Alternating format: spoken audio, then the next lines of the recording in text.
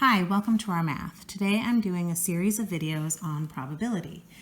For this question it says 5 balls are drawn from a bag containing 7 purple balls and 8 white balls. What is the probability that 3 or 4 of the balls are purple? So this or means we have 2 categories. The first category is 3 of 5 are purple. So to figure out 3 of 5, we do the combination of the 7 purple balls taken 3 at a time. We use combination because order does not matter. We don't know when we draw 3 purple balls out if we're taking the first one that was put in the bag, the second and the fifth, or if we take the second one out first. They all look the same. Order just does not matter. But that only accounts for 3 balls that are being pulled out of the bag, and we're told there's 5. So we have to also multiply to this because it's all one category, it's all one draw, and the draw is done, you use multiplication until you get all 5 of them. So the combination of the 8 white balls taken 2 at a time. This tells you how many ways you can pull 5 balls, where 3 of them are purple and 2 of them are white. That isn't probability yet, but this tells you the number of ways that it could happen.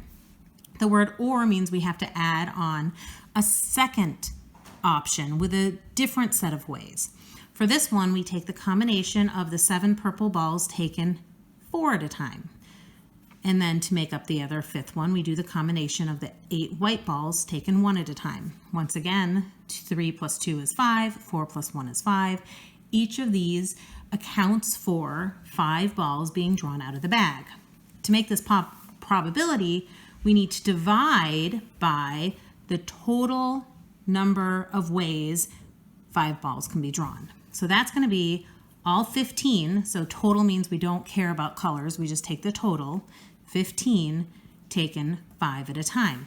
So if we throw that into a calculator, the 3 purple and 2 white, 4 purple and 1 white, we get that the total probability is 0.420. It says, what's the probability that at least one of the balls is white? All right, so this is maybe a little bit more complicated.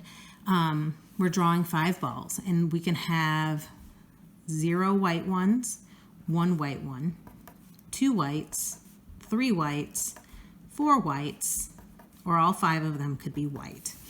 What's being asked right now, at least one means 1, 2, 3, 4, or 5 of the balls are white. Okay, so if none of them are white, we have the combination of the 7 purple taken 5 at a time.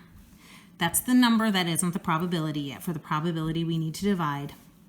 For 1 white, that's the combination of 8 whites taken 1 at a time times the combination of the 7 purple taken 4 at a time. Then we have the combination of the 8 white taken 2 at a time times the combination of the 7 white taken 3 at a time. Then we have the combination of the 8 white taken 3 at a time times the combination of the 7 purple taken 2 at a time, combination of the 8 white taken 4 at a time times the combination of the 7 purple taken 1 at a time, and then the combination of the 8 white taken 5 at a time.